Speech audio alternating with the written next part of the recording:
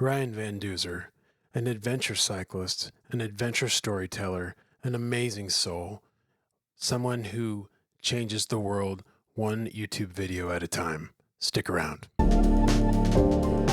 Live Terminally, a podcast about changing your mindset and rediscovering life.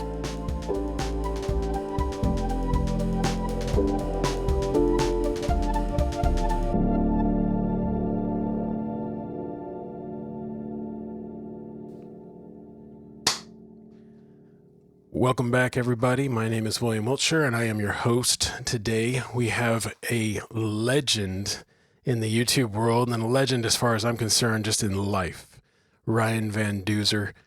I stumbled upon him a couple years back, and I, at first, was a little off-put by this guy's so happy. And it didn't take long. I was addicted, and I've been addicted ever since.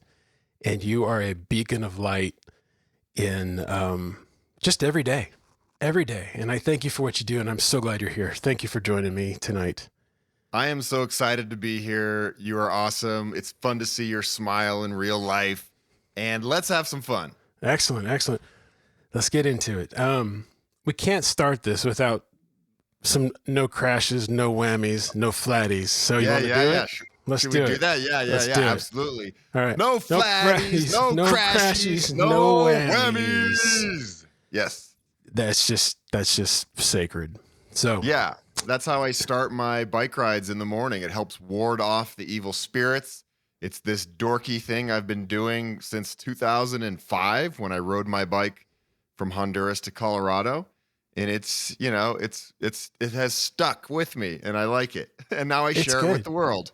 It's almost like a sacred ritual before, like a rite of passage on every adventure that just to give you some good juju as you embark. So yeah, and more than just good juju, is just puts a smile on your face. Absolutely, which always gives you good juju. Anyway, give me, for those who aren't familiar with you, give me a quick backstory of the legend Ryan Van Duzer. How did this all begin? Well, I don't refer to myself as a legend. I think you're a legend. Let's see. I'm born and raised in Boulder, Colorado. I've lived here most of my life. It's a very outdoorsy town. I fell in love with nature and the great outdoors at a young age because the Rocky Mountains are right here. This is my playground. I grew up, riding bikes and running and just enjoying exploring, Yeah, and awesome. I have continued that vibe all of my life. To go through some bigger points in my life, I joined the Peace Corps in 2003 after I graduated from college. I lived in a small village in Honduras. It was an amazing experience. It was a hard experience. I learned a lot about myself and about how the world works outside of Boulder, outside of the Western world. When I finished my service in Honduras, I thought, the best way to go home would be to the slow way home, the long way home. And so I cashed in my plane ticket that the Peace Corps was going to buy for me. And I bought a bike and I rode my bicycle from Honduras to Boulder, which was an incredible experience in so many ways. I had never felt so alive in my life. And that adventure is essentially what led to my life today as an adventure storyteller. And I love connecting with humans. And I love sharing their stories, and that's what I do now on my YouTube channel. And it's a great, it's an excellent channel. I love it. Thank you. It seems like it's an immense amount of work. It is. There's no doubt. How you set up the shots, and you're constantly writing with one hand because you're constantly filming yourself. So I'm sure your skills are on another level, but it's an excellent channel. So definitely check it out. We'll plug all the links in the show notes. But tell me, you kind of touched on it, but why do you do what you do? The goal with my channel, even when I started in the media world on public access TV here in Boulder when I got home from Honduras in 2005. And I started a show that was called Out There. And the whole idea was to inspire viewers to get off their couches and get out there. And so I ran around Boulder, Colorado with a little Sony Handycam and filmed everyday adventures just to have fun and goof around and just show Yeah. people what's available. And also to show people that you don't need to be an elite athlete or have the most expensive gear. It's all about getting outside and connecting with Mother Nature and connecting with yourself and fellow humans. So the goal of my channel has always been to just inspire people to go out and challenge themselves. Yeah. You know, at the very beginning of my YouTube journey, I didn't make really any money. And for many years, I didn't make much money. So the goal has just been a pure, genuine goal of inspiring people. That's how I, receive payment, is when I get emails from somebody saying, hey, I watched your videos and I pulled my bike out of the garage for the first time in 10 years. And I love it. I've lost 50 pounds. I feel more connected. I'm riding with my kids or whatever it is. And that's what I call the emotional paycheck of what I do. Now, luckily, my channel has gotten bigger and I do make a living doing it. And it's a dream come true. Good. I'll be honest with you. I used to live in Southern California and I did a lot of cycling down there and I loved it. I moved to Florida in 2010 and had road bike and mountain bike, and mountain biking in Florida is just, at least back then, wasn't very fun. It was just super sandy. It wasn't fun. Had a couple close calls with cars and stuff. And so I just got rid of my bike, but there was a video, I think it was your ride with, John and Mira, the Wonder Dog. I think his name was John. Those videos where you guys going through Mexico, you have inspired me to get back into it. And cause it's fun. It's fun. And I miss it terribly. So you definitely pull that off well.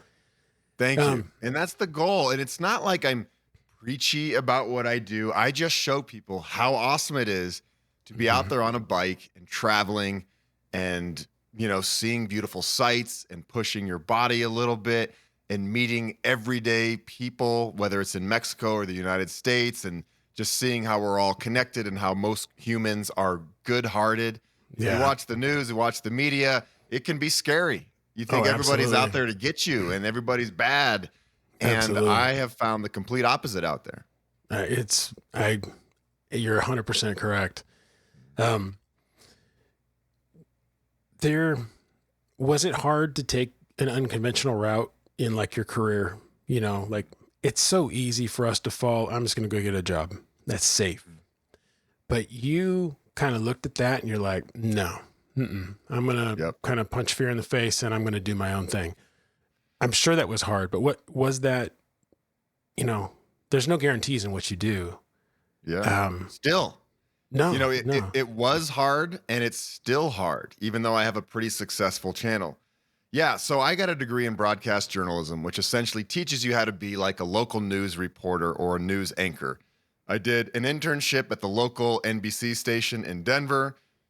It was fun and exciting to be in a TV studio, but I learned quickly that that's not what I wanted to do. I didn't want that type of job. I think, the local news a lot of times is depressing. There's the saying, if it bleeds, it leads. And I didn't want to tell those kind of stories. I wanted to tell happy, inspirational stories about different humans around the world or whatever it was. And so I knew from a young age that I didn't want to take the typical path. So when I graduated from college, I joined the Peace Corps. That was my first, non-traditional job, and I absolutely loved it. I worked with kids for 2 years and worked in different schools and all these wonderful projects. And then, I ride my bike home from Honduras and I decide, okay, this is what I want to do.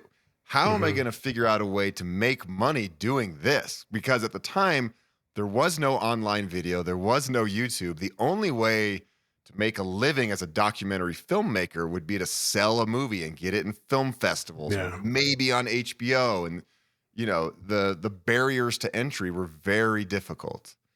And so, when I get back from Honduras, I'm like, okay, well, maybe I can be like a TV host on the Travel Channel. That's what I thought I would do. Okay, that seemed like a great job, travel the world. I get to see beautiful places and meet awesome people. And I really went full blast in that route of the entertainment world for a while, going to auditions, flying to New York, flying to LA, trying to get these TV jobs. And I had some success. I was on the Travel Channel. I was on a Discovery Channel survival show. And it was exciting when it all worked out, but there was a lot of times when it didn't work out, you know? And then finally, I had been in the TV world for about 10 years. It was such a roller coaster of emotions. You get all your hopes up about some job that may or may not happen. You put all your eggs in one basket, and then it comes crashing down for reasons out of my control. And then I'd start from zero again. And then finally it got to the point where in 2016, we shot a pilot. I thought it was the next big thing. Everybody told me this was the next big thing on Travel Channel, and it just didn't work out. And I was like, okay, I'm done. I'm sick of this world. So I was like, I am going to try to make a go at being a YouTuber. This is back when Casey Neistat was becoming a pretty big name on YouTube and doing the daily vlogs. And I was really inspired by his storytelling and his production value. Because if you know, early on in YouTube, people were like, oh, YouTube is just kind of like webcam videos and it's not high quality and it's not a place for real storytelling. But then along comes Casey Neistat and he changed the game. And I was like, oh, okay, I want to do stuff like he's doing. And so I just went for it. I dropped the TV world, started making, you know, at least one video a week, and slowly built up my channel over many, many years. And now it's been about 7 years of hammering at YouTube. And I'm happy to say that my channel is doing well. I have a wonderful audience. I spend tons of time interacting with the audience and responding to everybody's comments and questions and emails because I truly want to be of value to these people. I want to help them on their own journeys. They watch my videos, they have questions, you email me, I will answer you. I am a real human, you know? And so nice to know. It's been a wild ride, but I love it. I'm so grateful for YouTube and the freedom to tell the stories that I want to tell in the way that I want to tell them. So, you know, back when I was in the TV world, there were times where I was on TV and that was exciting. But a lot of times I was reading somebody else's script. So I was just a dude that could memorize lines. It wasn't my heart and soul out there. If you watch my channel, you are seeing my heart and soul. I talk about hard things. I go through hard times and I love it. I would say that was actually the moment that it was the defining moment in my relationship with your channels when I saw you in a super vulnerable state. I think he had just gone through a breakup or something like that. And I was like, oh, holy cow, this guy's real. He's like, he's putting everything out there. How refreshing. And that takes balls. That takes some real balls. And but it also pays off, I think. And I'm sure it's paid off immensely to just be a genuine human being and very inspirational. And so I thank you. I thank you for that. That's well, I much thank needed. you for appreciating it, you know, because it is hard sometimes to put yourself out there. But I always wanted my channel, like I said, to be me, a representation of me and my heart and my soul, and not just let's watch this bike guy channel and he's always going to be kicking butt and he's always going to be on top of mountains and life is always going to be awesome. You know, that can only go so far. You know, like I want people to know that I'm just a real human, just like you, and I'm out riding my bike or running 100 miles. And I happen to have a camera in my hand and I'm talking through all of the hard things that are going on in my mind. And then I'll have videos that have nothing to do with adventure, like why I quit drinking alcohol or talk about the pains of a breakup. Or, you know, I went to the Women's March in 2006. You know, I cover some things that are just straight up important to me. So, do you ever question your path in life or do you have any self-doubts about the future of, you know, Duzer TV? All the time. I mean, I know what I'm doing and I love what I'm doing, but there are moments where I'm like, wow, okay, I'm 44 years old. Can I keep doing this? Can I keep going on hard adventures and documenting them? And can I keep it like somewhat new and fresh? You know, because in my mind, sometimes I'm like, I feel like I'm telling the same story over and over and over. Here I am on a hard adventure, and I'm essentially saying the same things as I say in any hard adventure. You know, there are things that are different. The landscapes are different. The people I meet are different. So there are moments where I'm like, okay, how much longer can I do this? And not only that, but can I keep my channel growth going? Can I keep making a living doing this? You know, there's all sorts of things that are tricky about what I do. If you just watch my channel, you're like, wow, this guy's got the best life. He travels the world and rides his bike and makes videos. That's awesome. But that's just a very simplistic way of looking at what I do. I'm discovering that as I'm launching this podcast. I'm like, wow, this is the easy part. Yeah. There's a lot of work behind the scenes and it's a ton amount of work.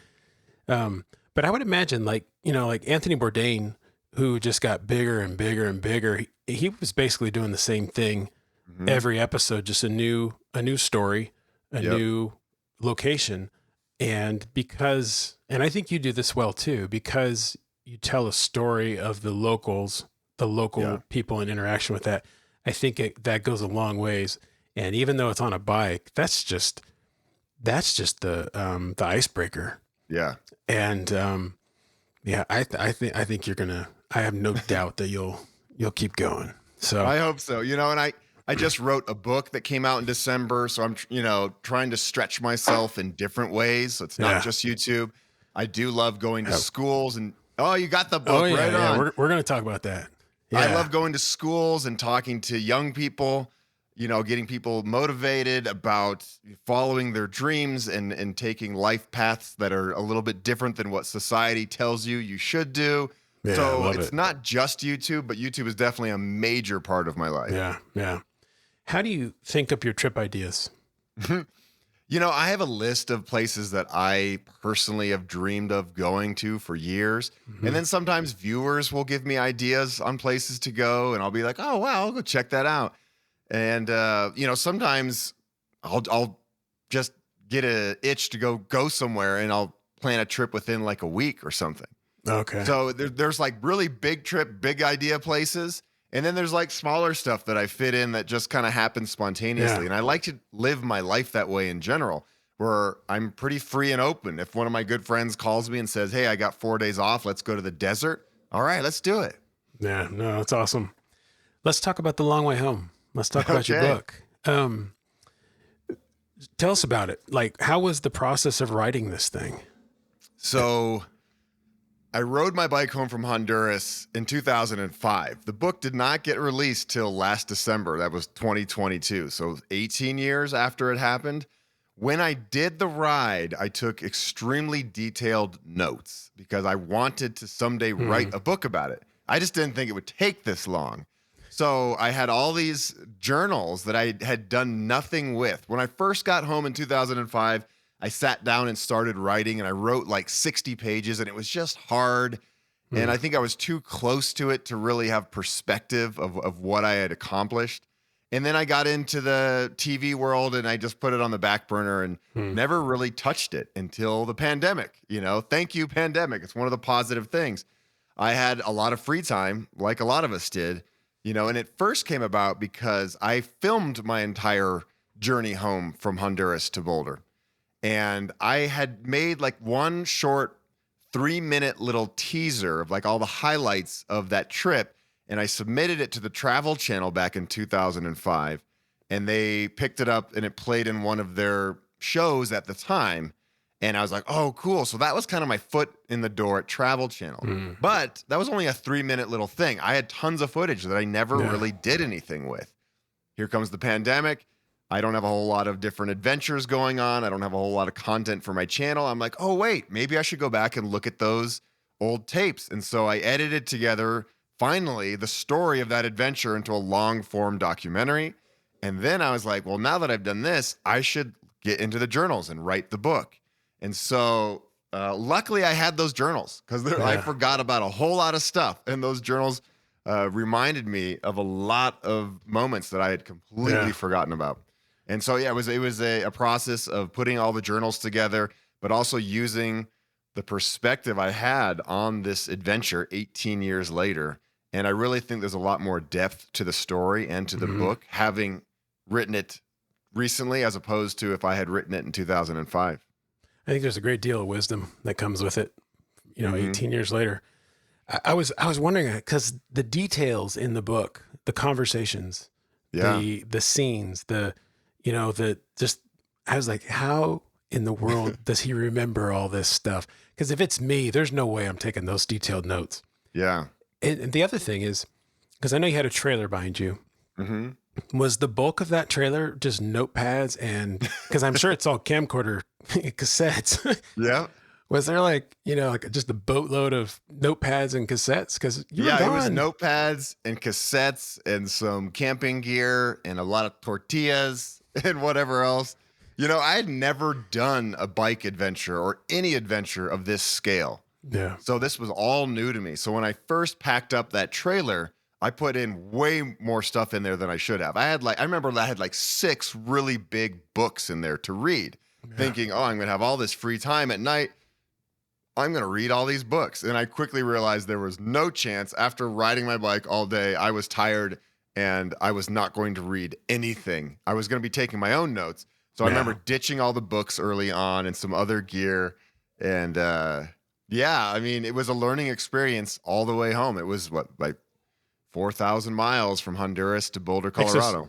Is it 5 months? 4 or 5 months? Yeah, it was 4 months. Yeah. 4 months. Yeah. Do you mind if I read a couple things out of here? Absolutely. Let's do it. Okay, good. So the very first page, the very first line, this feels like a bad idea. I like it. What a good summary of the entire book in the first line. You had me at that first line. That's our like a little, Hook. Yes. But there was you're going through Belize and you stayed at this lady's house, and she was the first person to like speak some life into what you were doing. Yeah. And some people might think that about you, she says, softening her voice, but I don't think so. She returns to her slicing. If you want something in life, you have to go for it. If people think that you're crazy, then that's their problem, not yours. Her words stopped me on my way to the table. I press the stack of plates against my chest. It feels like my heart is going to explode. I turn to face the first matter-of-fact, unapologetically supportive words I've heard since I set off on this wild dream. You had your whole trip ahead of you. Mm-hmm.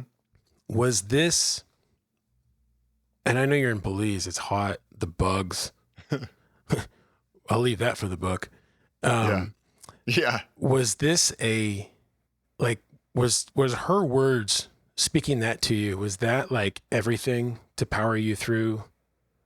It meant a lot. And I don't think she knew how much it really meant to me, because when I proposed this idea to my mom mainly, she was terrified. Yeah. And understandably so. She raised us, single mom, 4 kids. We're all she has.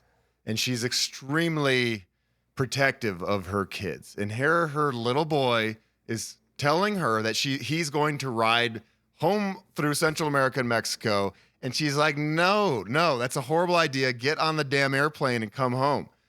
And so hearing her say, yeah, man, you got to go for this. Yeah. It's your crazy dream.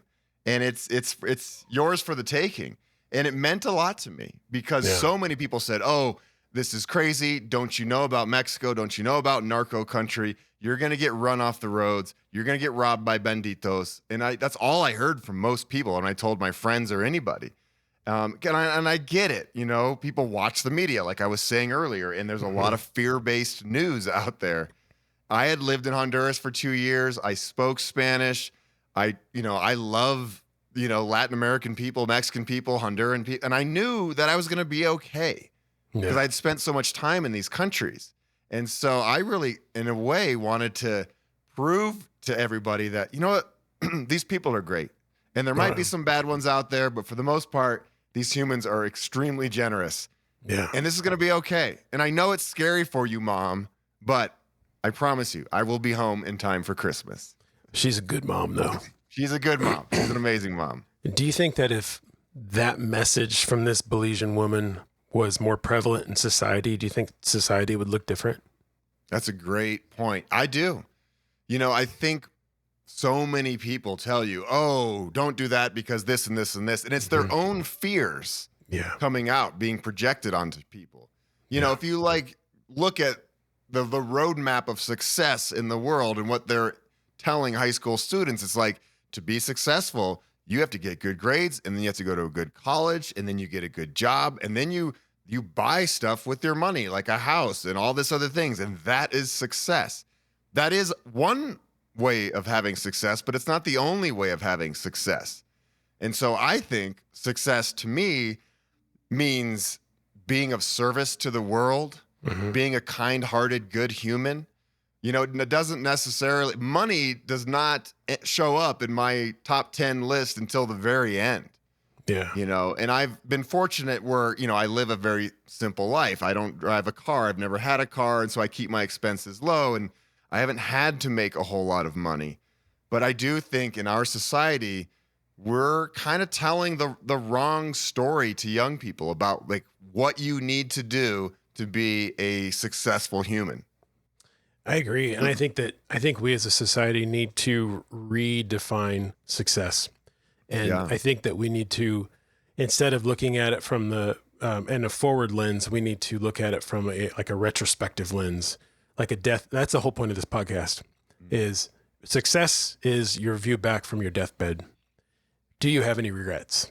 I love that. And if you do have regrets, you know, or if you like you and me, we're the same exact age.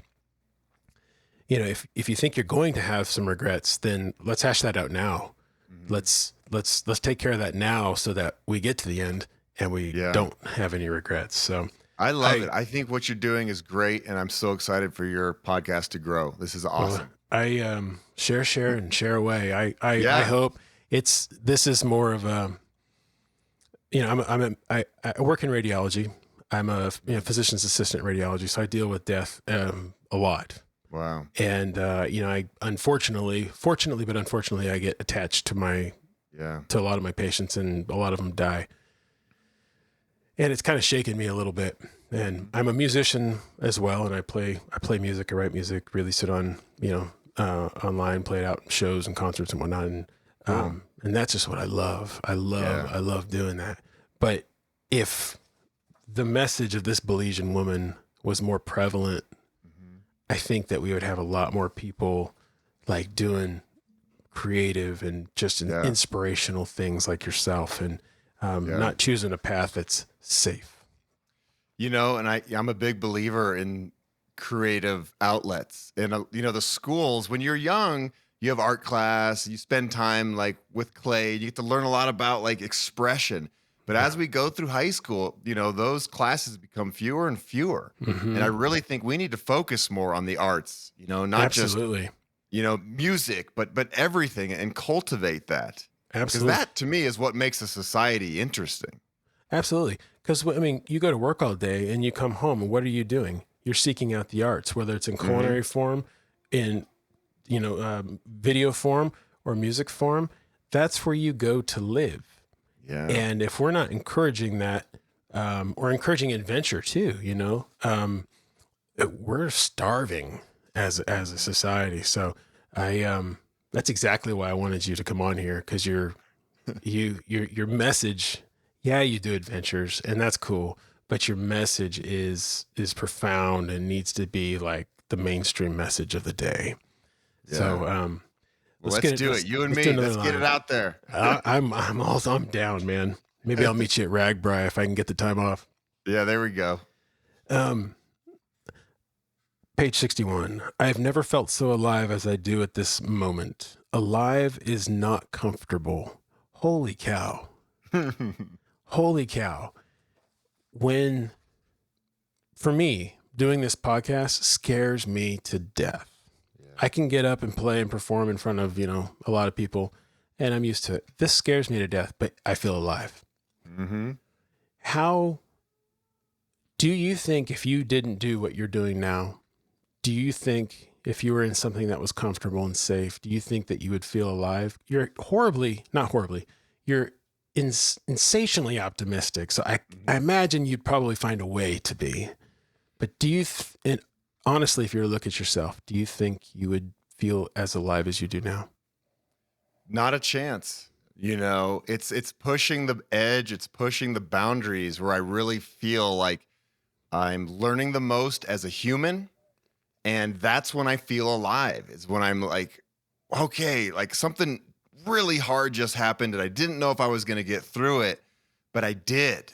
Yeah. And now I feel really good about myself. And I've just, like one more notch of confidence. And, I go out into the world and I just feel like refreshed, like I've just taken a bath or something. And like, and it's just like, yes, woo. So, I personally need to challenge myself.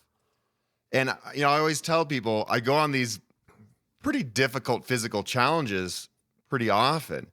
And I get to voluntarily choose these moments. Yeah. And I look at this as practice for life, because there's a lot of life that comes at you that you do not choose. Hard moments with your health, with relationships, maybe you lose a job. And me going through all these hard times on my adventures gets me ready for this kind of stuff. Yeah. And I look at things with a level head. I'm a lot more calm and cool in tough situations. And I know that nothing lasts forever. There is always a way through. It might be really hard. It might suck. There might be consequences, but there's always a way through. And for me, when I reach those points in my life and I've overcome something extremely difficult, I feel so alive. Yeah. And that's an amazing feeling. Yeah. It's cool to go to the store and buy something new, but that enjoyment lasts about 5 minutes, But if you've really gone through the ringer with whatever challenge you're navigating in life and you get through it, man, it's such a great feeling. I'm sure. I mean, I agree. I've had my own challenges, and even in the darkest hour when you think that you just can't do it, you always seem to come out on the other side, and you're always better. Always better. In the moment, you think there's no way you could be better, but you're always better. Yep. I thought if I ignored it, the pain would take care of itself. But that's not how pain works. It's like a beach ball in the water. The deeper you push it down, the higher it shoots back up when you grow tired of holding it under. Damn, Ryan. Yeah, It's you're good. pulling out all the good stuff, man. Because I want people to get this book. Read this book. This book it's excellent. It's easy reading. It's fun reading, but it's deeply profound. But that line right there, I mean, we've all held a beach ball under the water. We all know the feeling. Yeah. But it summarizes discontent or dissatisfaction so well. You can only hide it for so long, and then it's going to bubble up. And maybe that's the source of midlife crises. I don't know. What were your thoughts in that line? It's like when you fight something really hard, and we're kind of conditioned to, like, when something's hard in life, you fight it, and you fight it hard, and you push it away. And a lot of times it makes things worse, right? Yeah. And it comes back and smacks you in the face even harder because you've been pushing so hard on this ball under the water. Yeah. And sometimes, as I get older, I learn how to better navigate the tough times, and that force is not always the answer, or just toughing through a situation is not always the answer. Yes, I do hard things, and I've gotten through some hard moments, but there are some times when you just have to have a little bit more finesse and be gentle. And I've learned to be more gentle with myself as I get older, and not be so hard on myself when things are bad or things that I perceive that I've caused. And I'm just more gentle with myself and with others. And so that goes with being less judgmental of me and other humans. When I was younger, it's easy to point fingers and say, oh, that person is this and this and this. And it's easy to be judgmental. Yeah. But I've become more understanding and just soft the older I've gotten. I like how you put that, less judgmental of myself, one, and then others, two. You kind of have to start with yourself. Yeah. I think I have a couple more lines in here, but I'm only going to do one more because I want people to Actually, no, I'm not going to do these other two lines because I think they were pretty pivotal in dealing with the U.S. Customs or Okay. Border Patrol, the Yeah, yeah, mustache. yeah. And there was another guy right after that. You need to get the book. You need to read it. You need to have this inspiration on your own. This book is, as far as I understand from what I've heard you say, here, I'll get a good Hmm. fully recycled paper. Yep. Just So tell me about it. I've always had a very environmental mindset. I've never had a car. I ride my bike everywhere. My little apartment is 100% solar powered. I try to tread lightly on this planet. It's, I'm not perfect. I'm a vegetarian, but I do my best. Hmm. And in printing this book, I really wanted to make the most eco-friendly book possible because a lot of books out there are not. They're toxic inks, they're toxic glues. You're chopping down trees to make these books. And that's kind of hypocritical if I went and did that. So yeah, it's 100% recycled paper. No trees were cut down. The ink, interestingly enough, is algae-based ink. It's bio-based ink. It's crazy. Yeah, it is crazy. And it's printed here in Boulder, where I'm from, a family printer. Everybody's making a living wage. And I even invested in upcycled newspaper padded mailers to send the book out in. That's right. That's right. Just even the book that gets delivered to you comes in a mailer that can be put in your curbside recycling. Because a lot of books are shipped out in that plasticky stuff, and they say, "Oh, you can recycle plastic." You really can't. No. Plastic is plastic, and it's bad. Yeah. And less than 10% of it gets recycled. And even if it's getting recycled, how do they do it? They melt it. What happens when you melt plastic? It's toxic. Like, it's just not good. No, there's nothing good about plastic. No, I mean, there are some, this microphone I'm holding has some plastic elements in it, but single-use plastic is not good. Yeah, exactly. Yeah, there's a really good documentary about the evils of plastic. I think it's on, I don't know, Netflix or something like that. It's pretty eye-opening. Yeah. What are some things that scare you? That's a great question.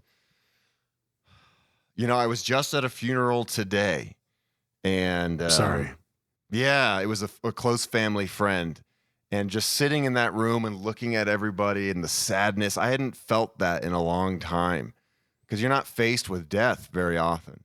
And, I'm not scared so much of me dying, but I am scared of like my mom and close, near and dear ones. I mean, my mom is my hero. She raised all of her 4 kids on her own, essentially. And, when I look around and I'm like, wow, these people are all my mom's age, and I can't imagine life without her. That's a bit of a tangent because it's just like on my mind today. Yeah. But, I'm a little scared of that kind of stuff. Yeah. I'm scared of what we're doing to the planet as humans. I'm scared for the future in some ways. Like, how is this all going to end up? Because, sometimes I do pay attention to the news and I look at politics and politicians and just the division and the hate. And it's scary. There's no other way to put it. It's spooky. Yeah. It's heavy. You Scary. wonder like where our country is going, and not just our country, but other countries. And it's like, wow, we humans, we think of ourselves as pretty modern beings now. And we go to school and we read about these horrible atrocities and genocides and Holocaust, and we think, okay, that is never going to happen again. We are good to go, peace and love. We treat everybody the same, and that's not the case. No. And it scares me and it spooks me. It's like the leaders. They're like, okay, do I want peace? Do I want that?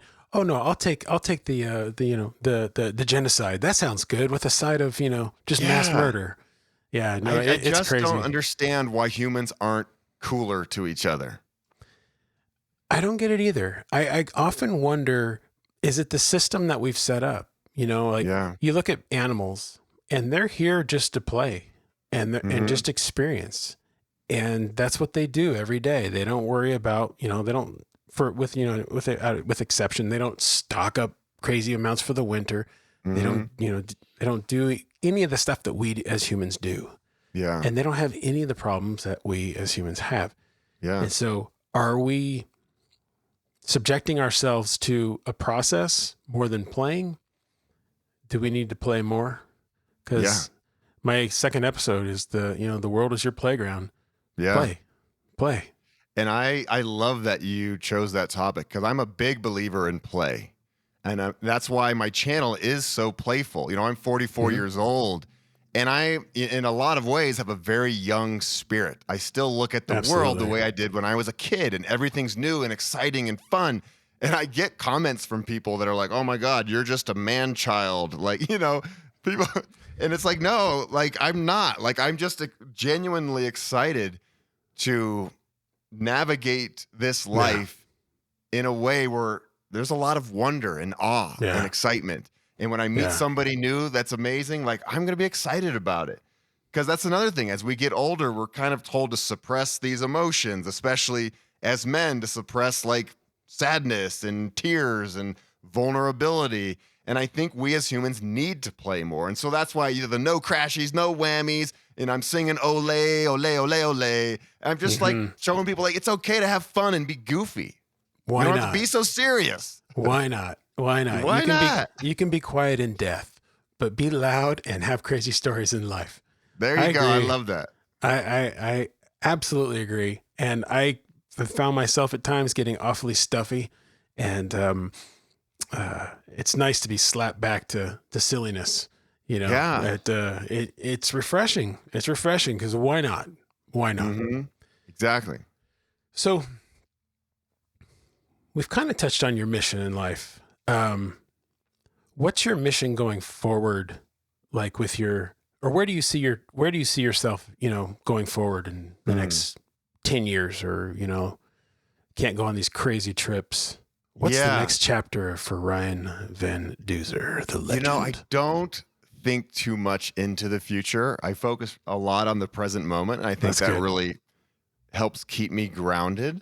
Of course, I have some big ideas, but, I would love to continue what I'm doing and sharing stories and hopefully inspiring people and going to schools and businesses and speaking and just sharing, a bit of what I've experienced on this beautiful planet in hopes of inspiring people. I mean, that's really the bottom line. Yeah. And on a personal level, I live in Boulder, Colorado. It's a beautiful place. I have wonderful friends and family, and I hope to continue being an awesome uncle to my brothers and sisters' kids. And, we talked about play. I hope play will always be a big part of my life, even when I'm 55, 65, whatever it is, 75, 85. I always want to be a bit of a goofball. I mean, that's really important to me. As weird as it sounds, like, I think it's important. It was the thing that when I first stumbled upon your channel, I was just like, what is this? But it's infectious. You give permission in your goofiness, you give permission for the rest of us to be like, yeah, it's okay, man. And it's refreshing. It's nice. It's nice. I've appreciated it. If you can't tell. That makes me happy. Yes. Keep doing it. Keep doing it. I will. You can guarantee it's not like I'm putting on a show. Like it's just me. It's not like, oh, I got to make this video and I got to remember to put in some goofy moments. It's like, no, that is just who I am. And it's going to come through when it comes through. No, that's good. That's good. There's too much fake. Yeah. Fakeness on, in the world these days, especially in social media world, Yeah. What advice does modern day Ryan have for young Ryan? 10-year-old Ryan, 15-year-old Ryan. I've kind of touched on it, but not to take things too seriously. When I was young, I was kind of serious. I was serious about like running and like winning races. And I was serious about, getting good grades, and it meant so much to me. And I don't know why I was so serious and determined and motivated at a young age, but I was. And so I would tell little Ryan to chill out, man. Like it's going to be okay. Like everything is going to be okay. Yeah. It really will be. And just do your best. You don't have to be the best, but do your best and stop and enjoy the moments, because there are some times when I was younger that I was doing some pretty incredible things, but I was way too competitive in whatever sport I was doing to really enjoy the community I was with or my teammates or whatever it was. So I would tell young Ryan to chill. Chill out. Yeah. Would young Ryan be proud of modern day Ryan? Yeah. And I've said that a few times, like young Ryan would be pretty psyched. If like 16, 17-year-old Ryan could look at 44-year-old Ryan and be like, dude, you're a YouTuber and you get to do what you want and travel the world and meet all these awesome people. Yeah. Like, that's awesome. Because I couldn't have even conceived it at 17. Yeah. On the online world, the internet has created a whole new world of what is possible. Yeah, absolutely. And it's made it accessible to just everyday people that are willing to put in the time and the effort and the energy. Yeah. And I'd be proud of the fact that I've always been service minded. I've always wanted to make the world a better place in some way, shape, or form. I go back to, we grew up here in Boulder, single mom, 4 kids. We didn't have a lot, but we did benefit from people being extremely generous with our family. And I remember as a young guy being like, when I get older, I am going to hook people up. Like, if I ever make money, if I'm ever successful, I am going to do my best to give back. Yeah. And I've really been able to do that throughout my entire life, starting with being a Peace Corps volunteer at age 23. And now with my YouTube channel, I'm able to host fundraisers and raise money to get kids on bikes. And, a big part of what I do is I love giving away bicycles to people. And I am just such a big believer in bikes can change lives. And it did for me. Absolutely. Absolutely. Let's talk about your bike. Mm-hmm. You custom, you helped design it. Tell us about it.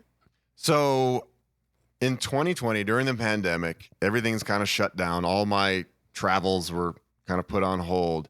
And I had at the time a bit of a partnership with a bicycle company in New York City called Priority Bikes.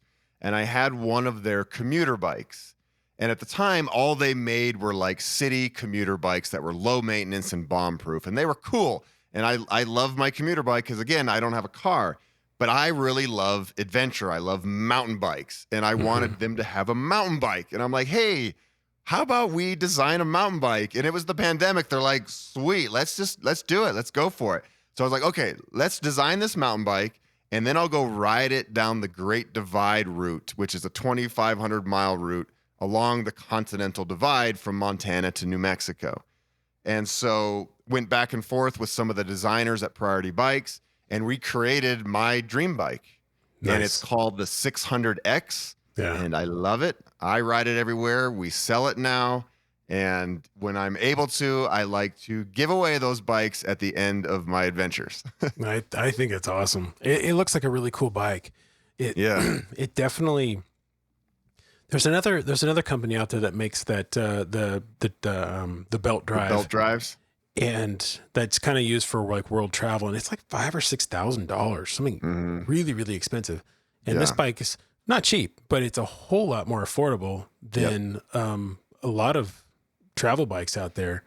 And for sure. I can't wait to ride one. It looks like a lot of fun. Looks like a nice bike. Yeah, so it was important to me to make it as affordable as possible, but still having quality components. Absolutely. So the whole idea with Priority Bicycles as a brand is to make bikes that are low maintenance, bikes that just work.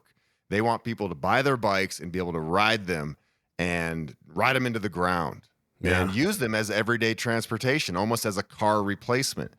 So what's unique about my bike, the 600X, is it has a carbon belt drive. So think of something that's in a motor or on a Harley Davidson. It's not a chain. And those things are low maintenance. They never need to be lubed. And then all of the gearing is inside of a box. So it's based on car transmission gearing. So crazy. Mud and snow and stuff doesn't get caught up in a derailleur on a normal bike. Yeah. And so it's just solid. And when you're out on an adventure in the middle of nowhere, thousands of miles in, you don't want stuff to break. And so this bike is pretty darn solid. It's solid. It's definitely. Where's a big adventure you want to go? Name your dream adventure. Just bucket list adventure? My dream adventure, and I can't believe I haven't done it. I've been talking about it for like 10 years. Well, I want to go dang to it. I know. I want to go to Bhutan. And for those of you who don't know much about Bhutan, it's a Himalayan kingdom sandwiched in between like Nepal and India and China. It's supposed to be beautiful. And what I really like about this country is they measure their nation's wealth in happiness. Yes. Happiness. Gross national happiness. And they're really focused on people living good quality lives and having enough to eat and healthy and being happy and being kind to Mother Nature. And they also have beautiful Himalayas. So there's a route out there called the Snowman Route. And I really want to trek this, walk it, not on a bike. It goes over 15,000 foot passes. That's awesome. And I think it would probably take 3 weeks to a month. And I just want to go walk around the Himalayas in Bhutan. That's my dream destination. I think that would be a blast. It's funny that you mentioned that because Bhutan is actually one of the inspirations behind this podcast. Oh, right on. Their culture, they focus on, they encourage you to think about death 3 times a day. Oh, really? And in thinking about death, I read this in a book called Comfort Crisis. Really good book. I recommend everyone read it. But yeah, they think about death 3 times a day, that they would be more fully alive. Yeah. And they're really interesting people. Like their GDP is very, very low, but everybody owns a house. Everybody has free healthcare. Everybody is fully taken care of, and they're super happy. So I would go there in a heartbeat. Well, maybe we're gonna have to go together, buddy. Let me know. I'll be there for sure. You know, it's funny. We were talking about like what society and what I'm scared of, and it's like, why are humans so mean to each other? Like, I think we need to take an example from Bhutan. Absolutely. That's the society. That's the model society right there. In Bhutan, I trust. Yes. Absolutely. Absolutely. I don't want to take up too much of your time. I absolutely appreciate you hanging out with me for a little while, and I hope we can do it again. I hope we do it a lot. I loved it. I feel a great connection with you. This is fun for me. I love it. Likewise. You know, I do a lot of podcasts, and you know, sometimes they just go through formulaic questions, but I feel good with you. So I wish you the best on this. I appreciate that, and I consider you friend. Yeah. Just from your videos, I've considered you very, I don't know, but now that we've met in the digital flesh, I consider you a friend, and I hope we definitely do this again multiple times. Absolutely. I have 2 more questions for you.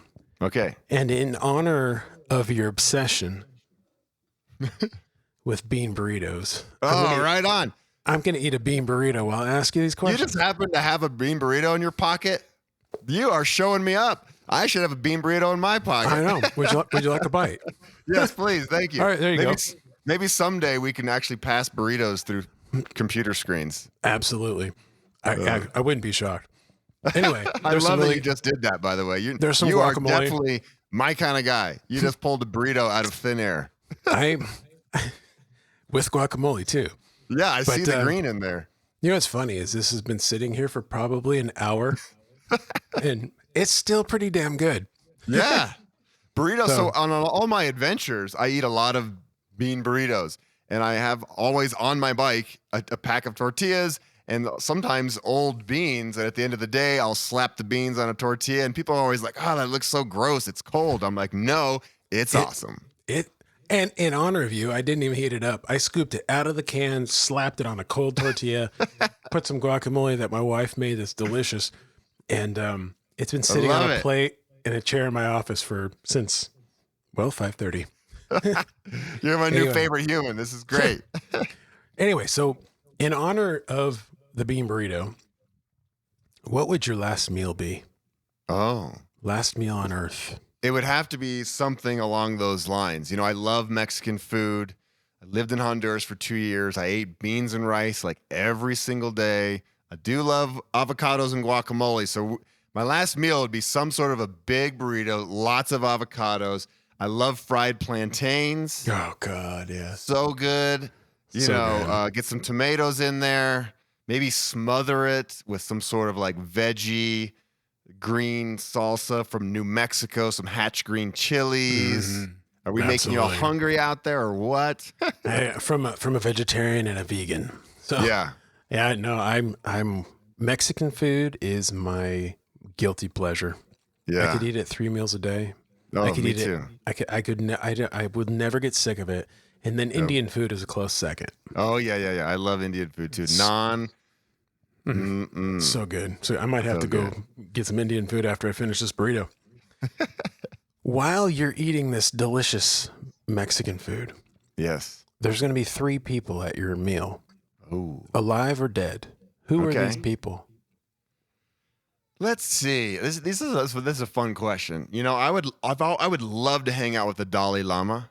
I just love his spirit, and when he talks, he's so funny. He has a good sense of humor, and he's obviously a lot of wisdom, and I've read his book. So the Dalai Lama would be there for sure.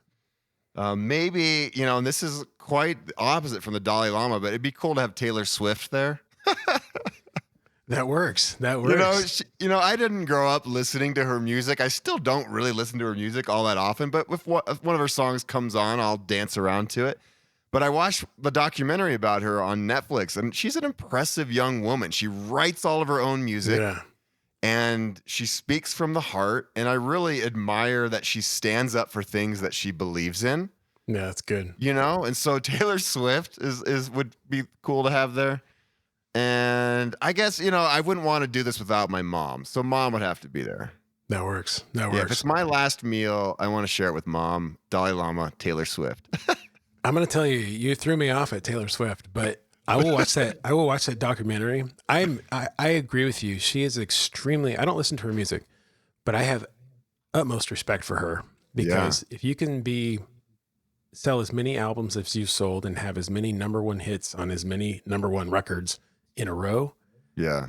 there's something special about you. Yeah. She's next level human, and it's inspiring. I love being inspired by other creative humans who are doing incredible things. Me too. Yeah. Me too. Maybe that's why we met in the digital flesh. Absolutely. Ryan, Where in Florida you live? I'm coming. Get on a come plane. on down, man. Come on down. I'm in Central Florida. I actually live in Lakeland, right between Orlando and Tampa. Okay. I will pick you up. All right. You always have a place to stay Right. in my pad. I'll just camp in your backyard and pee in your bushes. You I can don't pee wanna in be my too much- bushes, but you're staying in my house. Okay. Deal. Hey, that's just, you can swim in my pool. You can even hang out with my kid. All right. I love it. Yeah. You're always welcome in my house. Thank you. I appreciate that. If I come through Colorado, I'm going to hit you Yeah. up for a bean burrito. Totally, man. We'll do it. Excellent. Ryan Van Duzer. The Long Way Home, you have to get it. You just have to. It's a beautiful story. It's a beautiful book. From the writing to the pictures to the packaging to the way it was produced, there was sacrifice throughout the entire thing. I know that you probably could have made a lot more money had you not gone the route you did with the production of this book, and I applaud you for that. Thank you. I absolutely applaud you for that. The message is more important than the monetary reward. Yeah. Thank Absolutely. you. DuzerTV.com is where it all happens. Yep. YouTube, Ryan Van Duzer. Patreon.com/Ryan Van Duzer. Support him. And then when you head out in the mornings, no whammies, no crashies, no flatties. Yep. And give yourself an ole, ole, ole, and live life, dang it. Yeah. life. Live it. Live it. An Olay a day keeps the doctor away. That's right. You just said that on your live stream the other day. Yes. But Ryan, thank you so much. Thank you for spending some time with me, taking a chance on a new podcast. Thank you for what you do. Thank you for putting yourself out there. I wish you the absolute best, the utmost success Thank you. and prosperity, both financially, spiritually, and just emotionally. I wish the best on you. And I think you have a bright future ahead, and I can't wait to see how it unfolds. Thank you. This has been a very meaningful hour sitting and talking with you. This has been the best part of my somewhat hard day, and I appreciate chatting with you, and I appreciate the heartfelt questions and your wonderful smile. So Well, thank you, and best of likewise. luck with this podcast. Thank you. Thank you. Thank you. Hey, if you're digging to live terminally, please like and subscribe and tell someone. Spread the word. Let's all get on it. Let's get after it and start living. All right? Okay. Bye-bye.